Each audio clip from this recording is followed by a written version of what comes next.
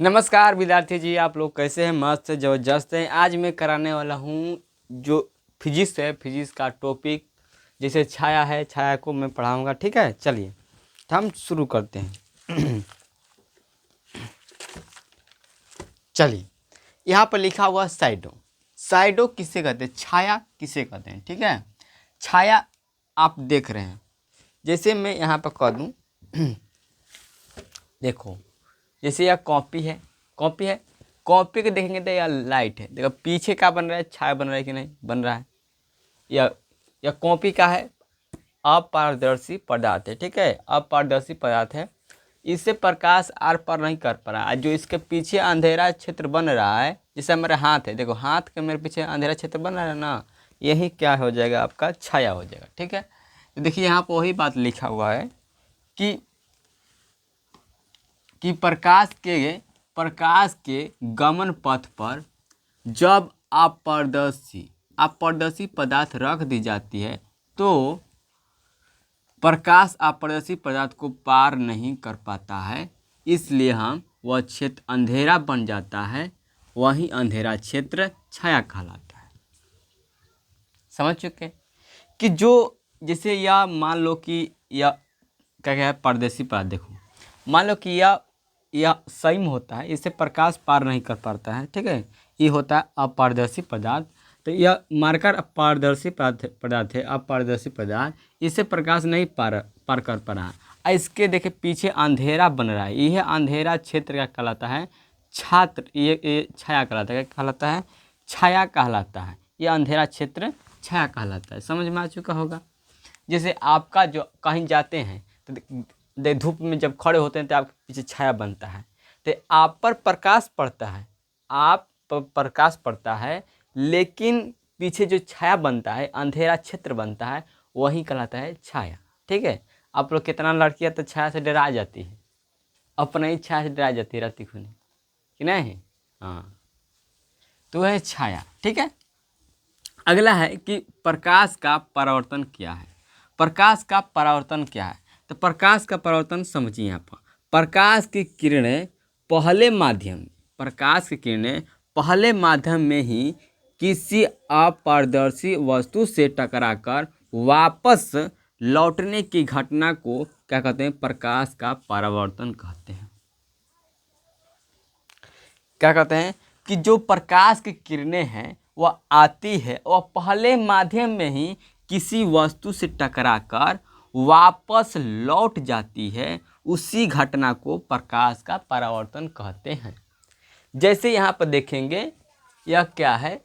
यह है आपका अपारदर्शी पदार्थ। ठीक है, अपारदर्शी पदार्थ है, इससे प्रकाश पार नहीं कर पाएगा।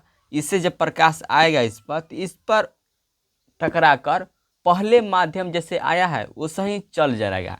मान लो कि देखो, या मान लो कि यहाँ पर समझो, यहाँ से समझा देता हूँ।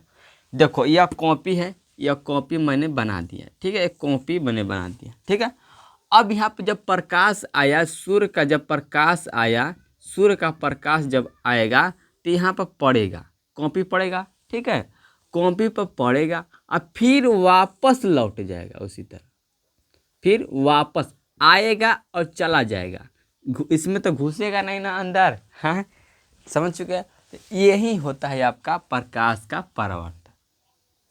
ठीक है, समझ चुके हैं कि जिस माध्यम से आएगा प्रकाश का किरण, उसी माध्यम में वापस लौट जाने की घटना को प्रकाश का परावर्तन कहते हैं। ठीक है, चलिए अगला है आपका परावर्तक सतह। परावर्तक सतह क्या कहते हैं? तो यही जो देखिए यह टकरा रहा है, यह भाग, यहाँ पर प्रकाश टकरा रहा है ना, यही भाग कहलाता है परावर्तक सतह। क्या कहलाता है?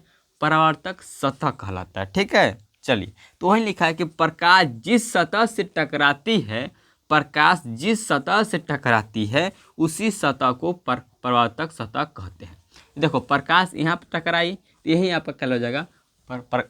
परावर्तक सतह हो जाएगा। ठीक है, अब परावर्तक सतह के किसी प्रकृति के अनुसार परावर्तन के दो प्रकार होते हैं। परावर्तन कितने प्रकार होते हैं? दो प्रकार होते हैं। ठीक है, परावर्तन दो प्रकार होते हैं। पहला कौन?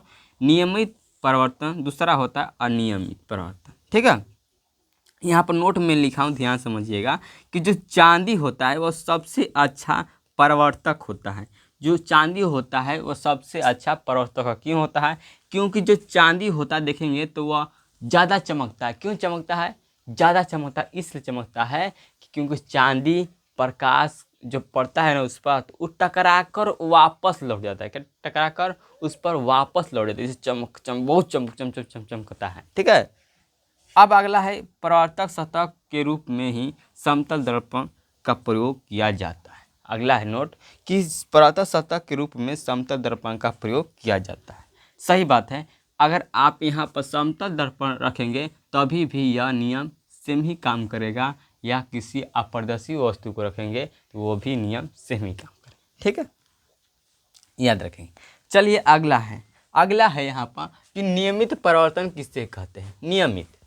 नियमित मतलब कि जो नियम पालन करें। नियमित होता है जो नियम से पालन करे वह नियमित। अनियमित होता है जो नियम पालन ना करे। ठीक है।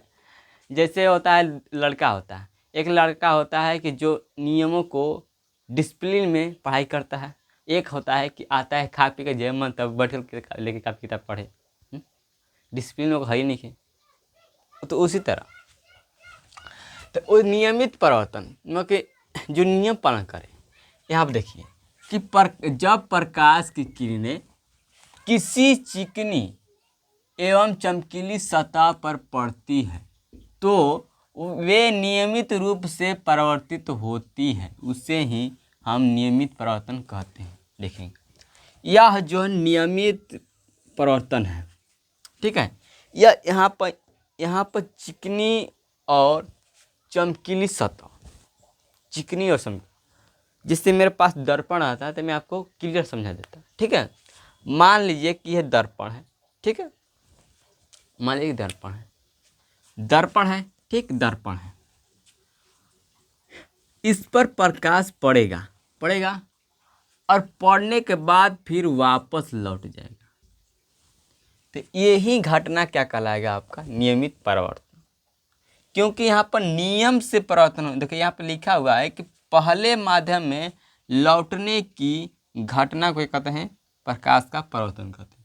तो जो पहले आया, जैसे आया वैसे ही लौट गया, तो वह आपका हो जाएगा यह अनियमित परावर्तन। ठीक है। दूसरा आपका होता है अनियमित परावर्तन। जब प्रकाश की किरणें रुखड़ी एवं चमकीली सतह पर पड़ती है। रुखड़ी में खुदरा, ठीक है, खुदरा चमकीली सतह पर पड़ती है तो वे अनियमित रूप से परावर्तित होती है, उसे ही क्या कहते हैं? अनियमित परावर्तन कहते हैं। जैसे यहाँ पर देखा जाए तो यह आपका चित्र है। ठीक है, यह चित्र है। मान लो जैसे मैंने यहाँ पर कुछ रख दिया,